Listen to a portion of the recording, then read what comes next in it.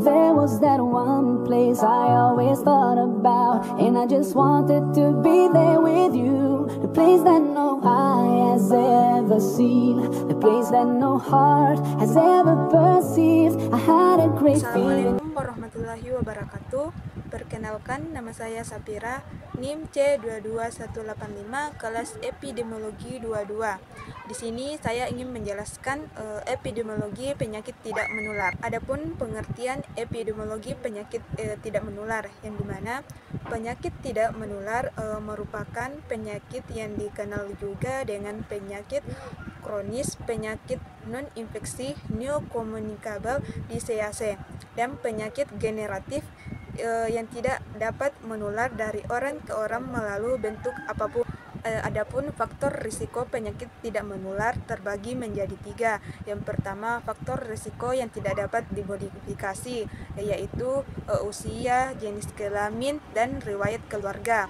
Kedua, adapun faktor risiko yang dapat dimodifikasi seperti diet yang tidak sehat, kurangnya aktivitas fisik, penggunaan tembakau, penggunaan alkohol, dan faktor lingkungan. Yang ketiga, faktor risiko menengah, yaitu hipertensi, gangguan glukosa, hiperlipidemia, dan obesitas. Selanjutnya, adapun karakteristik penyakit tidak menular terbagi menjadi beberapa bagian. Yang pertama, agen, di mana suatu agen tidak dapat menular, menimbulkan tingkat keparahan yang berbeda-beda atau dinyatakan dalam skala patogenesitas. Patogenesitas agen kemampuan atau kapasitas agen penyakit untuk dapat menyebabkan sakit pada host. Yang kedua, reservoir, dapat didefinisikan sebagai organisme hidup, benda mati seperti tanah, udara, air, dan batu, di mana agen dapat hidup, berkembang baik, dan tumbuh dengan baik.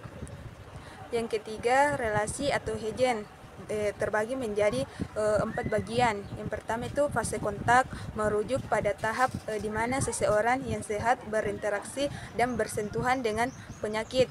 Kedua, fase akumulasi pada jaringan, merujuk pada tahap di mana zat-zat tertentu seperti toksin, metabolit, atau senyawa berbahaya lainnya mulai menumpuk pada jaringan tubuh. Yang ketiga, ada fase subklinis, di mana ada tahap dalam perjalanan suatu penyakit di mana seseorang telah terinfeksi atau mengalami perubahan patologis tetapi belum menunjukkan gejala klinis yang jelas. Dan yang terakhir, fase klinis, tahap dalam perjalanan suatu penyakit di mana gejala-gejala yang jelas dan nyata mulai muncul. Keempat, karakteristik penyakit tidak menular terbagi menjadi beberapa bagian. Yang pertama, penularan penyakit tidak menular suatu rantai penularan tertentu, masa inkubasi yang panjang, perlangsungan penyakit berlarut-larut, banyak menghadapi kesulitan diagnosis, mempunyai variasi yang luas. Dan yang terakhir, kelima, rute keterpaparan terbagi menjadi 4 sistem. Yang pertama, melalui sistem pernapasan. Kedua, sistem digestiva. Yang ketiga, sistem integumen atau kulit. Dan yang terakhir, keempat, sistem vaskuler. Selanjutnya, jenis-jenis penyakit tidak menular. Yang pertama, penyakit jantung koroner, hipertensi, stroke, dan diabetes mellitus. Selanjutnya, penyebab penyakit tidak menular seperti gaya hidup tidak sehat seperti merokok, konsumsi alkohol, kurangnya aktivitas fisik, kurangnya konsumsi buah dan sayur, faktor lingkungan seperti udara dan air, faktor genetik dan hereditas seperti keluarga mutis. Selanjutnya, penuaan, stres, dan kesehatan mental, obesitas, paparan radiasi, kurangnya tidur. Adapun upaya-upaya pencegahan penyakit tidak menular seperti pola makan yang sehat, aktivitas fisik yang teratur, berhenti merokok dan hindari alkohol, kontrol berat badan, kelola stres, cukup tidur, rutin pemeriksaan kesehatan. Diabetes mellitus merupakan penyakit menahun degeneratif yang ditandai dengan adanya kenaikan kadar gula glukosa dalam darah yang disebabkan oleh kelenjar pankreas sebagai produsen hormon insulin sehingga terjadi gangguan metabolisme karbohidrat, lemak, dan protein yang dapat menimbulkan berbagai keluhan seperti komplikasi. Diabetes mellitus terbagi menjadi dua. Yang pertama diabetes mellitus tipe 1, di mana pankreas tidak bisa memproduksi insulin secara absolut sehingga seumur hidupnya pasien bergantung insulin dari luar. Tipe ini kebanyakan terjadi pada usia 40 tahun ke atas 40 tahun, dan kasus di dunia hanya 10% dari populasi penderita diabetes mellitus. Yang kedua, diabetes mellitus tipe 2, di mana pankreas masih bisa menghasilkan insulin secara relatif, kebanyakan terjadi pada usia 40 tahun ke bawah.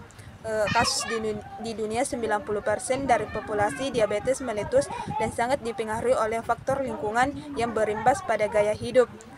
Dan yang terakhir, contoh kasus penyakit tidak menular. Contohnya saya ambil diabetes mellitus, di mana diabetes mellitus adalah keadaan hiperglikemia kronik disertai berbagai kelainan metabolik akibat gangguan hormonal yang menimbulkan berbagai komplikasi kronik pada mata, ginjal, saraf, dan pembuluh darah, disertai lesi pada membran basalis dalam pemeriksaan dengan mikroskop elektron Masjor 2001. Adapun gejala awal dari diabetes mellitus, yang pertama poliuri, yaitu banyak buang air kecil. Hal ini terjadi ketika kadar gula melebihi ambang yang mengakibatkan ginjal menarik tambahan air dari darah untuk menghancurkan glukosa sehingga urine menjadi banyak dan membuat kandung kemih penuh. Kedua, polidipsi atau banyak minum, di mana karena sering buang air kecil menyebabkan kadar gula dalam tubuh menjadi berkurang, maka penderita diabetes mellitus menjadi lebih sering haus. Penghancuran glukosa yang sulit dapat menyebabkan air di dalam darah tersebut untuk menghancurkannya. Yang ketiga, polifagi, itu banyak makan. Seseorang diabetes mellitus yang baru akan mengalami ketidakcukupan hormon insulin untuk memasukkan glukosa ke dalam sel. Adapun pendekatan penyakit diabetes mellitus, diabetes mellitus tipe 2 meliputi lebih 90% dari semua populasi diabetes mellitus. Prevalensi diabetes mellitus tipe 2 pada bangsa kulit putih berkisar antara 3-6% pada populasi dewasa. International Diabetes Federation (IDF) pada tahun 2011 mengumumkan 336 juta orang di seluruh dunia mengidap diabetes mellitus tipe 2, dan penyakit ini terkait dengan 4,6 juta kematian tiap tahunnya, atau 1 kematian setiap 7 detik. Penyakit ini mengenai 12% populasi dewasa di Amerika Serikat dan lebih dari 25% dari penduduk usia lebih dari 65 tahun. Dan terakhir, faktor risiko penyakit diabetes mellitus. Faktor risiko diabetes mellitus berubah dengan kemajuan peradaban. Menurut WHO, pada beberapa tahun silam menyebutkan bahwa penyebab bagi 80% penderita diabetes mellitus adalah keturunan.